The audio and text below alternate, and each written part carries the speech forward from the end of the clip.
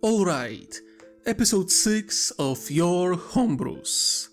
And before we begin, I have a sad announcement. I will be cutting some of the Homebrews sent to me from my list.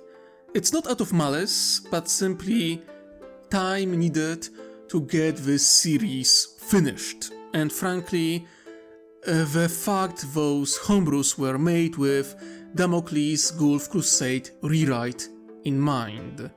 And that series is on hold for months. So my current goal is to go through all Homebrews I decided to keep on the list, rethink the rules of sending Homebrews ideas, and prepare Season 3, which will be dedicated to Star Wars X Warhammer 40k series. I am very sorry to all whose Homebrews won't show up. Turns out accepting dozens of Homebrews, many of which had at least a dozen pages of lore on them, wasn't so wise on my part. Anyway, let's get to it, shall we?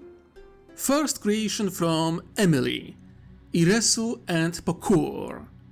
Those are two species that live together in harmony on the planet of Iresu, a cold world of taigas and tundras.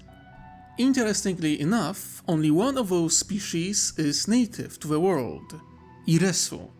Pokkur are uphumans, far descendants of human colonists who got stranded on the planet near the beginning of the Age of Strife. They were stuck in the Iron Age tribal state until arrival of the Tau and their coalition. They lived in small communities with limited population, restricted by scarce food and resources of the planet.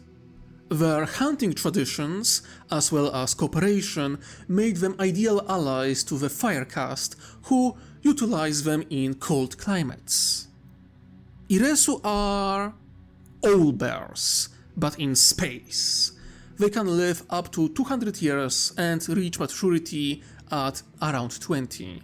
They are calm and slow to anger, but if driven to fury, one should beware their destructive power. Especially since many of them are psykers, since they do not communicate through spoken language, but gestures and telepathy. They are proficient at this enough, in fact, that they are capable of creating a planet-spanning network, given enough nodes are in the system. The Pokkur, on the other hand, are something between rattling and akin, as far as uphumans go.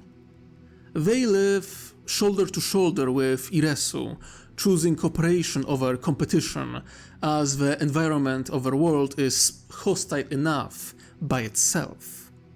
Since Iresu don't wage war against one another, their past was quite calm and uneventful, until arrival of humans and their slow evolution into Pokkur. The big event that shook their civilization was attack of a minor chaos prince, Pras Etar, seemingly serving chaos undivided.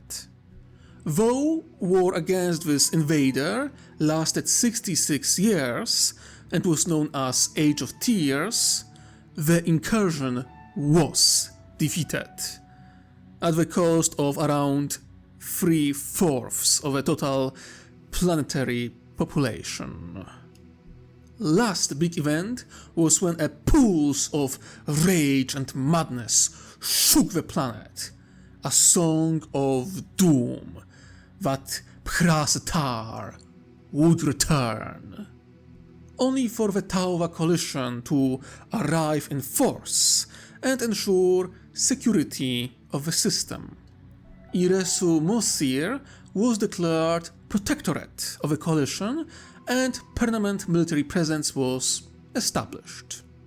There was a certain level of a cultural shock, for sure, going from Iron Age to spacefaring civilization is not a small feat. But in time, understanding and modern civilization was introduced to both species. They are slowly starting to adopt modern technology, and some even sign up as auxiliaries or as help in establishing colonies on distant worlds. Now that's a really fun homebrew, an interesting remake of Homebrews, but put them in space, and of course putting next to them their hobbit-like companions who live side by side with is also very entertaining. Now, next creation comes from Philip Magnussen, Trodar, Kchaleri strain to be exact. Trodar, if you couldn't guess from the name, are mutant Eldar or Up-Eldar if you will, originating from a maiden world of Faerheim. Trodar are an interesting take on Eldar Exodite, an idea that due to their isolation and way of life, they diverged from the main strain of Eldar, similar to numerous types of uphumans existing in the galaxy. They are both very similar and very different from their Eldar cousins. They have infrared vision, so they see better in the dark, but are short-sighted. They have, however, overall better sense of smell and hearing. Most notably, they live far shorter lives than normal Eldar, usually 500 to 1000 years on average, with only their equivalent of Farseers and Seers living up to 2000. Their unique quirk is that they do have ability to regenerate more devastating injuries, although at a cost of further mutations and changes to their own body. In terms of appearance, their main difference are horns on their forehead and a tail that ends in tuft of hair.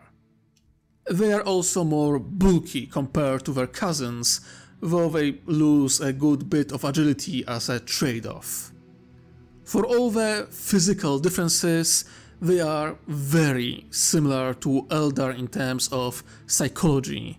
They are suffering from the same curse of powerful emotions, though Trodar managed to control them better than their cousins.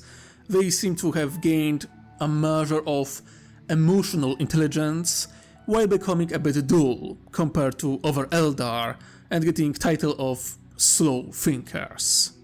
They are true followers of Isha and believers that she loved all living beings, including non-Eldar, meaning that they are more welcoming to other species and races. The origins of Trodar aren't fully known, even to other Eldar. Some believe they are simply mutated exodites, and Trodar themselves are sure to affirm those beliefs. But some studies and old documents imply they existed long before the fall of the Eldar Empire.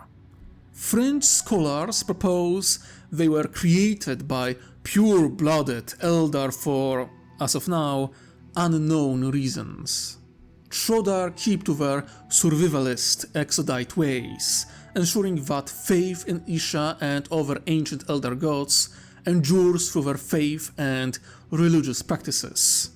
They believe that through their faith and rituals they strengthen Isha, giving her power so that one day she could escape Nurgle's accursed garden and return to guide her children on the rightful path once more. Trodar are neutral to most of their Eldar brethren, with exception of Drukhari who are killed on sight. Through the ages, it has been noted that corsairs have found safe haven on their world, some even abandoning pirate ways and joining their exodite path. As for relations with other Xenos, they had few hostile encounters, all of which were successfully driven off, and the rest were friendly or neutral.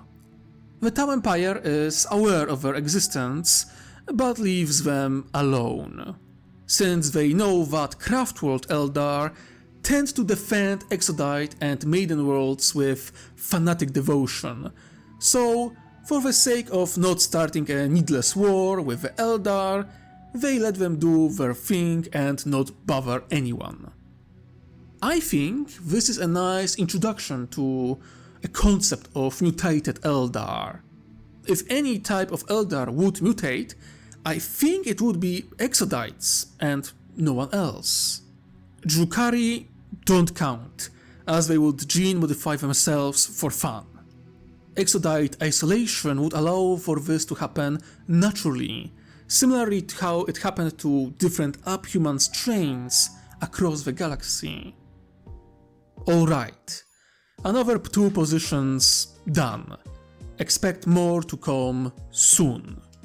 I think this shorter format will work out better for everyone in the end. Better more shorter episodes that do appear than one long video once per few months. Stay tuned and stay safe out there.